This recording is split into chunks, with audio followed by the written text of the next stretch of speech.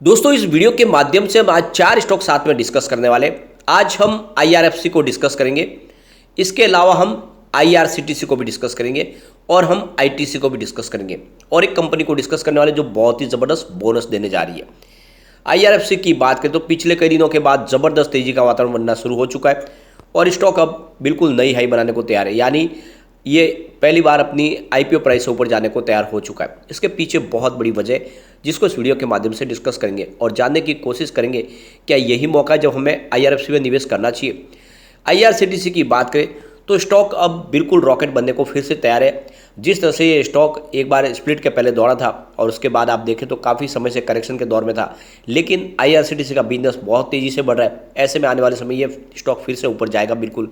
और आईटीसी की अगर बात करें तो ये स्टॉक तो बिल्कुल अपने ऑल टाइम हाई के आसपास है और ये स्टॉक ने साबित किया है कि ये बहुत बड़ा मजबूत खिलाड़ी है, क्योंकि इसने गिरावट के दौर में दौड़ के लगाई है और क्वार्टर 2 का रिजल्ट हमने देखा है बहुत ही बेहतर है। तो ऐसे में हमें क्या आईटीसी में इन्वेस्टमेंट करना चाहिए, इन सारी बातों को समझेंगे इस वीडियो के माध्यम से। सबसे पहले अगर हम आईआरएफसी की बात करें तो 24.75 पर क्लोजिंग दी, जहाँ पे हमने 4.43% की ज़बरदस्त तेज़ी देखी है, लगभग 4.5% की तेज़ी है। और पिछले एक महीने में देखें तो स्टॉक में लगभग 15.65% की ज़बरदस्त तेज़ी हमने देखी है। सिर्फ 5 दिन की बात करें तो स्टॉक में 8% की तेज़ी देखी है, यानी स्टॉक काफ़ी अच्छा दौड़ा है। और अब देख सकते हो कि इसकी जो ऑल टाइम हाई है 26 रुपीज़ की है और फिलहाल ये 25 के आसपास पहुंच चुका है, यानी बिल्कुल नई हाई बना सकता है। यहाँ पे सबसे बड़ी बात है कि ये अपनी बुक वैल्यू से बहुत नीचे आपको मिल रहा है और बहुत ही ज़बरदस्त कंपनी लगातार डिविडेंड देती है। सबसे बड़ी बात है कि इसका CAGR देखें पिछले 5 साल का तो 45.5% पर मेंटेन है। और सबसे बड़ी बात यह है कि कंपनी ने 20.4% का डिविडेंड भी पे आउट किया है और अब कंपनी फिर से डिविडेंड देने जा रही है। यहाँ पे कंपनी के मैनेजमेंट की तरफ से इनके CM अमिताभ बनर्जी ने बहुत बड़ा बयान भी दिया है। उनका कहना है कि नियर टर्म में हम आईआरएफसी का जो पोर्टफोलियो है उसको हम डबल लेके जाने वाले हैं, यानी जो उनके प्रॉफिट है उसमें डबल हो सकता है। जो बिजनेस है उतना तेज़ी से बढ़ाएंगे आने वाले समय में, यानी फिलहाल तो सिर्फ रेलवे को ही फंड प्रोवाइड किया जाता है, लेकिन आने वाले समय प्राइवेट सेक्टर को भी फंड प्रोवाइड किया जा सकता है। तो कुल मिला के एक बहुत बड़ी संभावना बन के आ रही है।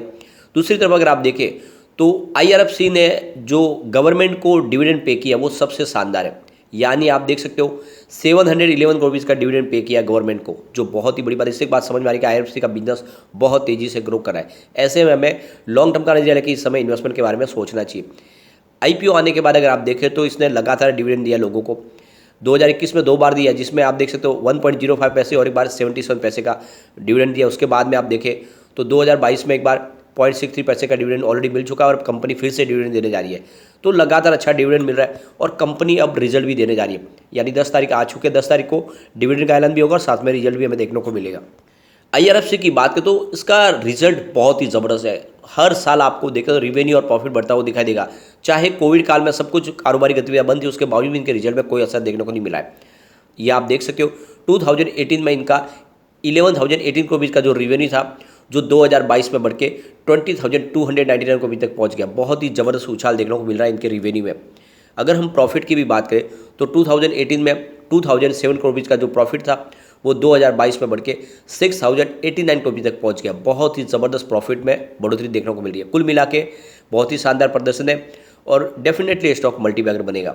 यहाँ पे गवर्नमेंट की होल्डिंग 86% की है, लेकिन जल्दी ही सरकार अपनी जो एक्स्ट्रा होल्डिंग यानी 75% की लिमिट लानी है सरकार को, तो ये होल्डिंग किसी प्राइवेट प्लेयर को वो दे सकते हैं, ऐसी संभावना बनी जा रही है। यहाँ पे अगर हम एफआई की बात करें तो उन्होंने अपनी होल्डिंग को बढ़ा दिया है, यानी आप देख सकते हो कि जून क्वार्टर में यानी क्वार्टर 1 में 1.02% की होल्डिंग थी एफआई की, जो अब फिलहाल 1.05% हो गई है। तो यहाँ पे एफआई ने अपनी होल्डिंग को बढ़ा दिया है। बात अगर डीआई की करें तो 3.25% की होल्डिंग थी जून में, जो बढ़ के अब 3.39% हो गई है। लेकिन जनरल पब्लिक की होल्डिंग आपको घटती हुई दिखाई देगी, यानी 9.36% की होल्डिंग थी क्वार्टर 1 में, जो फिलहाल 9.19% हो गई है। तो यही होता है, जब स्टॉक में कमाने का समय आता तब जनरल पब्लिक यहाँ पे निकल जाते हैं। बिल्कुल आप देख सकते हो जनरल पब्लिक की जो शेयर है वो फिलहाल एफआईडीआई के पास जा रहे हैं और ये एक बड़ा पॉजिटिव ट्रिगर है। ऐसे में आपको लॉन्ग टर्म का नजरिया लेकर निवेश बिल्कुल करना चाहिए आईआरएफसी में। यहाँ पे इसकी मजबूती बहुत ही शानदार है। पिछले 10 साल की इसकी परफॉर्मेंस भी देखें तो काफ़ी शानदार आंकड़े। इसका सेल्स 10 ईयर के हिसाब से 16% पॉजिटिव है, 5 ईयर के हिसाब से 18% पॉजिटिव है और 3 ईयर के हिसाब से 22% पॉजिटिव है। इस TTM 28% पॉजिटिव है। तो लगातार अच्छा सेल्स बढ़ रहा है। प्रॉफिट ग्रोथ की भी बात करें तो 10 ईयर के हिसाब से 29% पॉजिटिव है, 5 ईयर के हिसाब से 46% पॉजिटिव है, 3 ईयर के हिसाब से 39% पॉजिटिव है और TTM 24% पॉजिटिव है। तो प्रॉफिट और सेल्स दोनों ही बहुत शानदार है और इस गिरावट का आपको फायदा उठाना चाहिए। स्टॉक अभी आपको IPO प्राइस से नीचे मिल रहा है, आने वाले समय डेफिनेटली ये आपको मालामाल कर सकता है। अब चलते हैं हम IRCTC की तरफ। फिलहाल स्टॉक की प्राइस 763 की है और 0.66% की हमें तेजी देखने को मिली है। सबसे बड़ी बात है कंपनी ऑलमोस्ट डेट फ्री है और काफ़ी अच्छे क्वार्टर रिजल्ट हमारे सामने कंपनी ला के देती है और इसका CAGR देखें पिछले 5 साल का तो 23.8% पर मेंटेन है। सबसे बड़ी बात है कंपनी का ROE पिछले 3 साल का देखें तो 31.6% के आसपास है और कंपनी का जो डिविडेंड पे आउट है वो 41.3% के आसपास, जो काफ़ी शानदार है। इसके अलावा कंपनी के डेटर डेज में इंप्रूवमेंट हो रहा है। 161 डेज थे वो 111 डेज के आसपास आ चुका है। तो आप देख सकते हैं फंडामेंटली कंपनी बहुत मजबूत है। इसका रिटर्न को देखें तो पिछले 3 साल के हिसाब से इसने 333% का पॉजिटिव रिटर्न दिया है। 1 ईयर के हिसाब से 7% की गिट आउट हो चुकी है, लेकिन 3 मंथ के हिसाब से फिर से 18% का हमने पॉजिटिव रिटर्न देखा है। 1 मंथ के हिसाब से लगभग 4% की तेजी है और 1 डे के हिसाब से 0.71% की तेजी है। कुल मिला के स्टॉक अब दौड़ने को तैयार हो चुका है। यहाँ पे अगर हम देखें तो गवर्नमेंट की होल्डिंग 67.40% की है। FI की बात करें तो यहाँ पे आपको थोड़ी सी होल्डिंग कम होती हुई दिखाई देगी। जून क्वार्टर में 5.87% की होल्डिंग थी, जो इस क्वार्टर में 5.81 हुई है। लेकिन अगर हम DI की बात करें तो 5.32% की होल्डिंग थी जून में, जो बढ़ के अब 5.57% हो गई है। तो DI ने अपनी होल्डिंग को बढ़ाया। जनरल पब्लिक की बात करें तो उनकी होल्डिंग आपको कम होती हुई दिखाई देगी, यानी 21.42% की होल्डिंग थी क्वार्टर 1 में, फिलहाल 21.23% हो गई है। तो यहाँ पे जनरल पब्लिक की और FI की होल्डिंग घटी है, लेकिन DI ने होल्डिंग को बढ़ा दिया है। कुल मिला के स्टॉक अब तेजी से दौड़ेगा। IRCTC की बात करें तो ये ऑनलाइन टिकट बुक करती है। इसके अलावा जो मुख्य बिजनेस है वो इनका रेलवे का कैटरिंग का बिजनेस है, लेकिन इसके अलावा कंपनी बहुत सारे टूर पैकेज ऑर्गेनाइज करती है, उसमें इनकी बहुत ज़बरदस्त कमाई होती है। कंपनी अब आप देख सकते हो मल्लिकार्जुन ज्योतिर्लिंग के लिए एक टूर पैकेज हैदराबाद का इन्होंने ऑर्गेनाइज किया है, जिसमें इनको बहुत ही ज़बरदस्त प्रॉफिट हो सकता है। ये 31,000 रुपीज़ का एक बढ़िया पैकेज है जिसमें सब फैसिलिटीज़ मिलने वाली है। इसके अलावा देखें तो इन्होंने रामायण यात्रा का एक 18 डेज़ का टूर पैकेज ऑर्गेनाइज किया, जिसमें काफ़ी शानदार स्कोप है। इसके अलावा देखें इन्होंने हैदराबाद से गोवा का 4 दिन का टूर ऑर्गेनाइज किया है। इसके अलावा काशी विश्वनाथ पशुपतिनाथ एक हवाई यात्रा भी इन्होंने टूर पैकेज किया है, जो हवाई जहाज़ के माध्यम से ये यात्रा कराई जाएगी। तो कुल मिला के इनको बहुत सारा बेनिफिट होगा, क्योंकि इनकी तरफ से होटल की बुकिंग होती है, चाहे प्लेन की बुकिंग हो या फिर रेलवे की बुकिंग हो, खाना पीना सब कुछ इनकी तरफ से होता है और इस पैकेज में इनको काफ़ी अच्छा बेनिफिट मिलता है। आप देख सकते हो काफ़ी अफोर्डेबल बहुत सारे पैकेज टूर ऑर्गेनाइज करती है, कश्मीर के लिए भी है इनका। तो एक तरह से देखें तो IRCTC का ये बिजनेस मॉडल काफ़ी अच्छा है और डेफिनेटली इसमें आपको बहुत ज़बरदस्त रिटर्न मिल सकता है। अब यहाँ पे अगर इनके सेल्स और प्रॉफिट के आंकड़े देखें तो आपको लगातार बढ़ते हुए दिखाई देंगे। 5 ईयर के हिसाब से इनका सेल 4% पॉजिटिव है, 3 ईयर के हिसाब से 0% है, लेकिन TTM 178% सेल्स में उछाल है। प्रॉफिट ग्रोथ की बात करें तो 5 ईयर के हिसाब से 24% पॉजिटिव है, 3 ईयर के हिसाब से 33% पॉजिटिव है, लेकिन इस TTM 208% पॉजिटिव है। तो प्रॉफिट और सेल्स दोनों में ही बहुत ही ज़बरदस्त उछाल है, जो इशारा कर रहा है कि कंपनी आने वाले समय कुछ कमाल कर सकती है और आपका निवेश कई गुना बढ़ा सकती है। तो ये मौका है कि आपको IRCTC में इन्वेस्टमेंट करना चाहिए। अब हम ITC की बात करेंगे। स्टॉक फिलहाल 353 पर है, जहाँ पे 0.028% की तेजी देखने को मिली है। यहाँ पे आप देख सकते हो इसका लो 207 का 52 वीक का और हाई 358 का है। स्टॉक फिलहाल 353 के आसपास है, इसका मतलब ये अपने ऑल टाइम हाई के आसपास है और बिल्कुल नई हाई बनाने को तैयार है। अगर हम रिजल्ट देखें तो इस बार इन्होंने क्वार्टर 2 का बहुत ही बेहतरीन दिया है। रेवेन्यू 17.11 थाउजेंड को भी निकल कर आया, जहाँ पे 24.36% की ईयर ऑन बेसिस पे बढ़त देखने को मिली।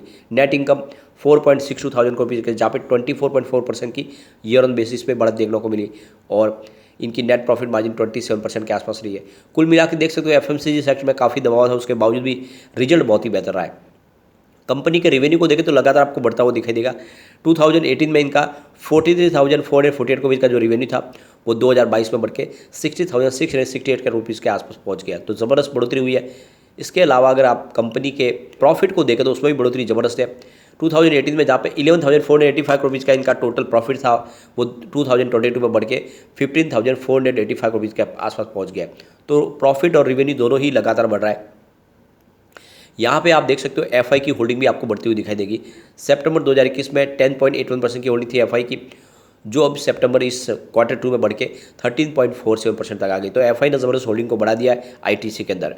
DI की बात करें तो सितंबर 2021 में उनकी 43.72% की होल्डिंग थी, जो इस सितंबर में बढ़ के 71.63% तक पहुँच गई है। तो बहुत ही ज़बरदस्त होल्डिंग यहाँ पे DI की बढ़ती हुई आपको दिखाई देगी। लेकिन अगर हम जनरल पब्लिक की बात करें तो उनकी होल्डिंग बिल्कुल घटती हुई आपको दिखाई देगी। सितंबर 2021 में जहाँ पे 45.47% के शेयर जनरल पब्लिक के पास थे, जो अब बच के सिर्फ उनके पास 14.87 आ गए। इसका मतलब यहाँ पे जनरल पब्लिक बिल्कुल बाहर निकल चुकी है और जो शेयर थे वो सारे के सारे बड़े फंड हाउस और एफआई के पास चले गए। ये एक तरह से समझो तो आपको इसमें आपको एंट्री करने का मौका है, क्योंकि आईटीसी में आप देख सकते हो कि जिससे बड़े फंड हाउस का निवेश शुरू हो रहा है, ये स्टॉक अब रॉकेट बनेगा। अब उस स्टॉक की तरफ चलेंगे जो आपको बोनस देने चाहिए। अगर आपको बोनस लेना है तो आपको मोदी नवनिर्माण में निवेश करना चाहिए। स्टॉक की प्राइस फिलहाल 495 के आसपास है और पिछले एक साल में इसने 161% का ज़बरदस्त रिटर्न दिया है। अब आप देख सकते हो कंपनी आपको 3:1 के रेशियो में बोनस देने जा रही है, यानी हर एक शेयर के ऊपर आपको 3 शेयर बोनस के रूप में कंपनी देगी और बहुत ही मजबूत कंपनी है, इंफ्रास्ट्रक्चर का काम करने वाली कंपनी है, काफ़ी शानदार रिजल्ट दे चुकी है। ऐसे में आपको इसमें बोनस के लिए निवेश कर लेना चाहिए। अभी रिकॉर्ड डेट इसकी 15 है, तो अभी आपके पास समय, आप निवेश कर सकते हैं, आपको बिल्कुल बोनस मिलेगा। और सबसे बड़ी बात है कि इस समय आपको आईआरएफसी में इन्वेस्टमेंट कर लेना चाहिए, क्योंकि आईआरएफसी अब दौड़ने को तैयार है और आईटीसी वैसे भी बहुत मजबूत कंपनी है और आईटीसी ने आपने देखा ही है कि इस समय इन्वेस्टमेंट बढ़ रहा है बड़े फंड हाउस एफआई का, तो ऐसे में लॉन्ग टर्म का नजरिया लेकर निवेश आपको कर लेना चाहिए। लेकिन फ्रेंड, कोई भी इन्वेस्टमेंट करने से पहले अपने फाइनेंशियल एडवाइजर के बारे में ले ले या अपना खुद का रिसर्च करें, क्योंकि मैंने वीडियो आपके एजुकेशनल पर्पज़ के लिए ही बनाया। वीडियो पसंद आए तो लाइक शेयर जरूर कीजिए और चैनल को सब्सक्राइब कर दीजिए। Thank you friend.